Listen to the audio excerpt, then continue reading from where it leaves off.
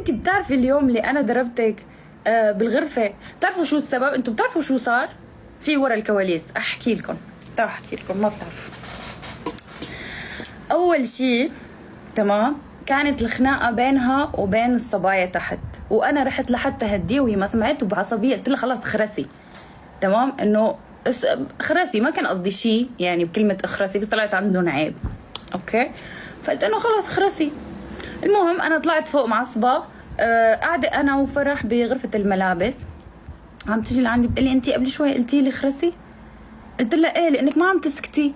قالت لي لك مين انت حتى اجيت قاصدتها، مسكتني فرح وحياه الله، اجت فرح ومسكتني قالت لي لا خلص ما تعملي معها مشكله، خلص اتركيها، قلعتها وطلعت من الغرفه.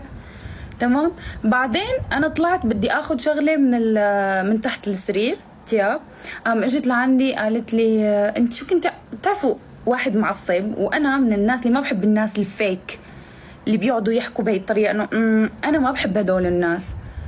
يعني اوكي في ناس هذا طبعهم، وفي ناس اللي بيتصنعوها، وهي الشغله بتقدري تشوفيها. المهم فهي بهذيك اللحظه تقول لي هالكلمه وانا اوريدي معصبه، فبقوم بتنط عليها، واقسم بالله بتعرف كم شخص فايت بالنص، لو ما مسكوها كنت موتها، ما عم تعمل شيء. ونزلت لتحت وعم تلف حواليها طول اليوم بالبيت، وقاعدين بغرفه واحده، وعم نام بغرفه واحده، وعم نطلع وعم نروح وعم بجي وعم ننزل لتحت وعم باكل وكذا. ولتاني نهار لطلعت وضربت بالبيضه وهربت، لانها غبيه اصلا، هم كانوا مخططين بدهم يقلعوها لانه كان لازم تتقلع. فهي اول ما حكت على موضوع البيضه، هم جابوا لها اللعبه تبع البيضه من الله وقالوا لها تفضلي، يعني انا دعوستك وما تقلع وانت تقلعتي، واليوم كمان لو داني تركني عليكي وضربتك برضه مثل الكلبه رح تطلعي، ما معروف ملامحك من وشك، وبرضه انت اللي حتتقلعي وانا اللي رح ضل، مشان تعرفي الفرق بيني وبينك.